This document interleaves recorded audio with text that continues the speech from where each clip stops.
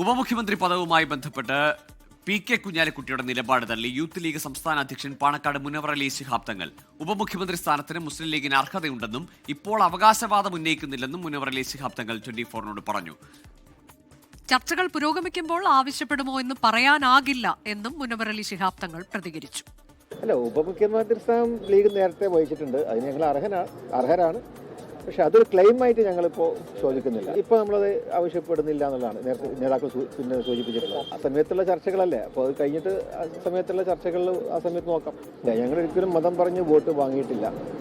അതിന് അവസാന നിമിഷത്തിൽ വോട്ട് കിട്ടൂല എന്ന് കണ്ടപ്പം അതിന് വേണ്ടിയിട്ടുള്ള പ്രചരണം മാത്രമാണ് എന്നുള്ളതാണ് ഞങ്ങൾ മനസ്സിലാക്കിയിട്ടുള്ളത്. അപ്പം അങ്ങനെയുണ്ടെങ്കിൽ അത് അന്വേഷിക്കും. അത് അന്വേഷിച്ചിട്ട് അത് നമ്മൾ നിലപാടല്ല എന്നുള്ളത് ഞങ്ങൾ പൂർണ്ണമായ രീതിയിൽ അത് ഞങ്ങളോട് ബോധ്യപ്പെടുത്തും.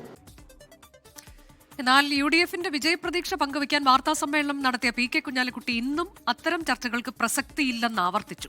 20-ലധികം സീറ്റുകളിൽ വിജയം ഉറപ്പാണ് എന്നും പി.കെ. കുഞ്ഞാലിക്കുട്ടി പറഞ്ഞു. വർത്തമാനം UDFന് അനുകൂലം തന്നെയാണ്.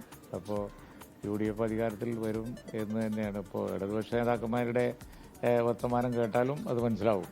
കാരണം അവരുടെ ആത്മവിശ്വാസക്കുറവ് പ്രകടമാണ്. UDFന് അനുകൂലമായ ഒരു തരംഗം തന്നെ ഉണ്ട് എന്നാണ് ഞങ്ങളുടെ. അതുകൊണ്ടാണ് ഈ 100 സീറ്റ് എന്നൊക്കെ പറയുന്നത്. 100 സീറ്റ് കിട്ടാനുള്ള സാധ്യത ഒക്കെ ഉണ്ട്.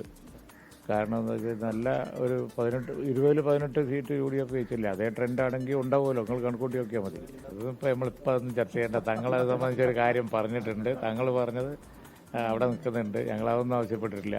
മറ്റ് അങ്ങനെയുള്ള ചർച്ചകളൊന്നും കൊണ്ടുവരാൻ ഞങ്ങൾ ആഗ്രഹിച്ചിട്ടുമില്ല. അതുകൊണ്ടാണ് തങ്ങളെ പറഞ്ഞത്.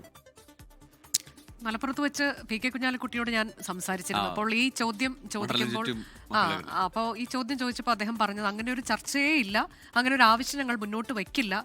ഉപമുഖ്യമന്ത്രി പദം എന്നുള്ളത് ഒരു ഓർണമെന്റൽ പോസ്റ്റ് മാത്രമാണ്. ഈ വാക്കാണ് അദ്ദേഹം പറഞ്ഞത്.